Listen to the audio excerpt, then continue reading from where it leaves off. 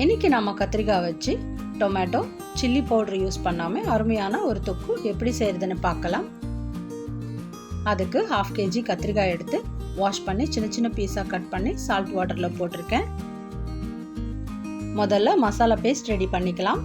ஒரு மிக்ஸி ஜாரில் 8 பச்சை மிளகா, 1 இன்ச் அளவுக்கு இஞ்சி, 7-8 பல் பூண்டு, 1/2 டீஸ்பூன் சீரகம், 2 கைப்பிடி அளவுக்கு மல்லி இலை போட்டுக்கிட்டு கொரகொரப்பாக அரைச்சி வச்சுக்கலாம். நீங்கள் உங்கள் காரத்துக்கு ஏற்ற பச்சை மிளகாய் ஆட் பண்ணிக்கோங்க. கடாயில் 3 டேபிள் ஸ்பூன் ஆயில் விட்டு உளுந்து, கடுகு, சீரகம், கருவேப்பிலை போட்டுக்கிட்டு கடுகு வெடிச்சதும் கட் பண்ணி வச்ச ஆனியன் சேர்த்து ஃப்ரை பண்ணிக்கலாம்.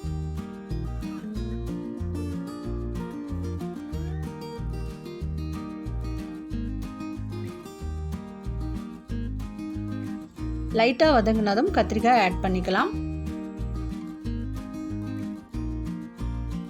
இந்த டிஷ்ஷுக்கு நீங்கள் எந்த கத்திரிக்காய் வேணும்னாலும் யூஸ் பண்ணிக்கலாம்.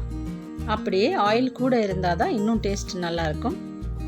இப்போது 1/2 டீஸ்பூன் மஞ்சள் தூள், தேவையான அளவுக்கு சால்ட்டு சேர்த்துக்கிட்டு மிக்ஸ் பண்ணிக்கணும்.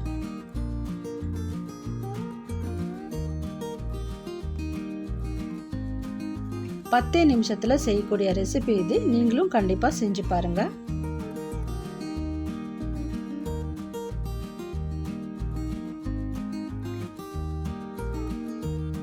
மூடி போட்டு 5 நிமிஷம் குக் ஆகட்டும். நல்லா சாஃப்ட் ஆயிடுச்சு பார்த்தீங்களா? இப்போது அரைச்சி வச்ச மசாலா பேஸ்ட்டை போட்டு மிக்ஸ் பண்ணிக்கலாம்.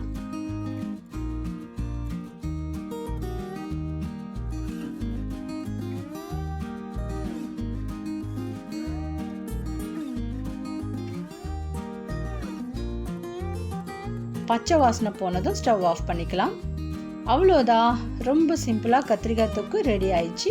எடுத்து ரைஸ் கூட சர்வ் பண்ணிக்கலாம். இந்த வீடியோ பிடிச்சிருந்தா லைக் பண்ணுங்கள், ஷேர் பண்ணுங்கள், சப்ஸ்கிரைப் பண்ணுங்கள். வீடியோ பார்த்ததுக்கு நன்றி.